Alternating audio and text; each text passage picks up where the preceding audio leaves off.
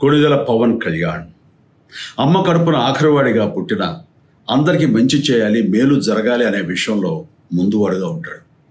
తన గురించి కంటే జనం గురించి ఎక్కువగా ఆలోచించే మనస్తత్వం నా తమ్ముడు కళ్యాణ్ బాబుది. ఎవరైనా అధికారంలోకి వచ్చాక ప్రజలకు ఏదైనా చేయాలనుకుంటారు. కానీ కళ్యాణ్ తన సొంత సంపాదనని కౌలు రైతులు కన్నీళ్లు తుడిచేందుకు ఖర్చు పెట్టడం, సరిహద్దు దగ్గర ప్రాణాలొడ్డి పోరాడే జవాన్ కోసం పెద్ద మొత్తం అందివ్వటం, అలాగే మత్స్యకారులు ఇంకా ఎందరికో తాను చేసిన సహాయం చూస్తుంటే ఇలాంటి నాయకుడు కదా జనానికి కావాల్సింది అనిపిస్తుంది. ఒక రకంగా చెప్పాలంటే సినిమాలోకి తను బలవంతంగా వచ్చాడు, రాజకీయాల్లో మాత్రం ఇష్టంతోనే వచ్చాడు. ఏ తల్లికైనా తన కొడుకు కష్టపడుతుంటే గుండె తరుక్కుపోతుంది. అలాగే ఏ అన్నకైనా తన తమ్ముడు అనవసరంగా మాటలు పడుతుంటే బాధ వేస్తుంది. అలా బాధపడుతున్న నా తల్లికి ఈ అన్నయ్యగా ఒక మాట చెప్పాను. నీ కొడుకు ఎంతోమంది తల్లుల కోసం, వాళ్ళ బిడ్డల భవిష్యత్తు కోసం చేసే యుద్ధం అమ్మా ఇది.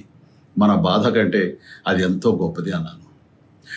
అన్యాయాన్ని ఎదిరించకుండా మౌనంగా ఉండే మంచివాళ్ళ వల్లనే ప్రజాస్వామ్యం మరింత నష్టం అని నమ్మి జనం కోసం జన సైనికుడయ్యాడు.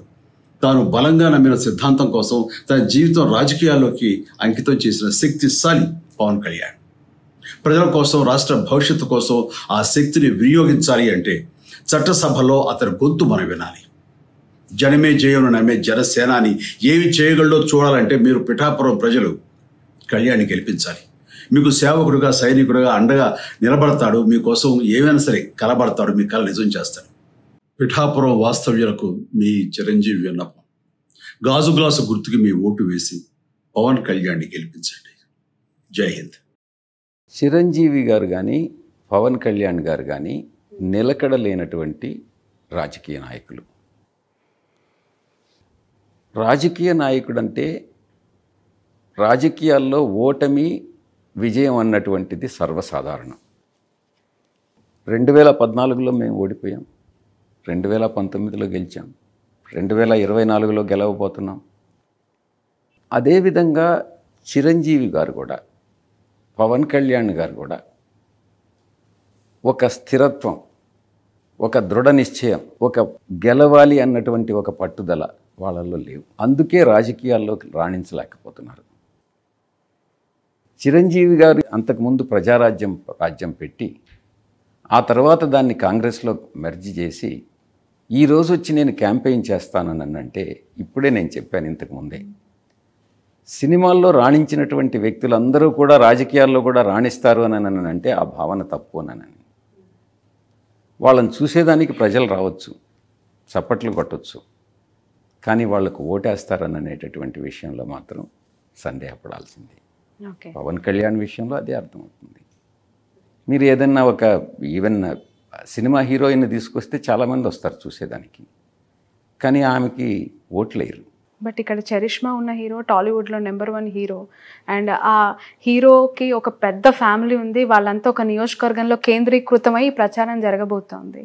నేను చెప్పాను కదా, అదే కానైతే అమితాబ్ బచ్చన్ ప్రైమ్ మినిస్టర్ అయిపోయి ఉండాలని.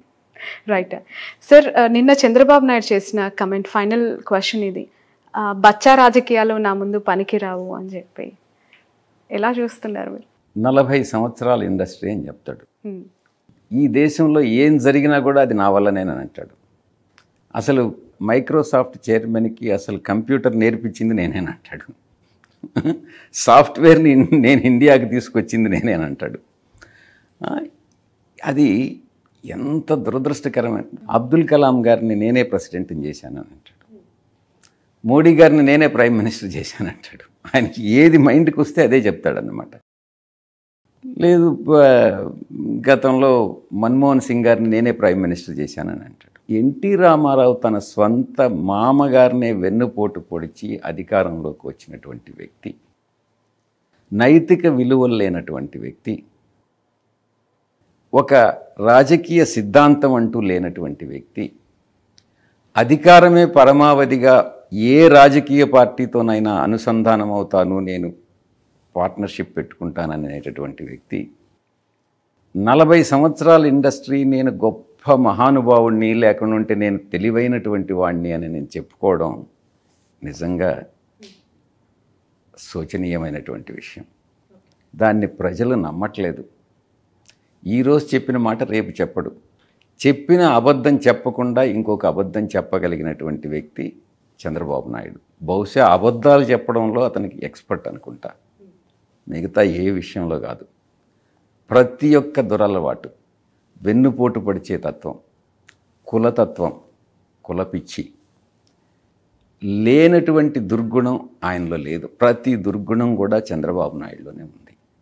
అందుకే ఈరోజు రాజకీయాల్లో రాణించలేడిక మీదట 14 సంవత్సరాలు ఆయన అందించినటువంటి పరిపాలన ఏదో ఆయన సామర్థ్యం వల్ల వచ్చింది కాదు, పరిస్థితులు అలా వచ్చిన దానివల్ల ఆయన ముఖ్యమంత్రి అయ్యాడే కానీ ఆయన సామర్థ్యం మీద ప్రజలు నమ్మకం పెట్టి ఆయన్ని ఎప్పుడు కూడా సీఎం చేయలేదు.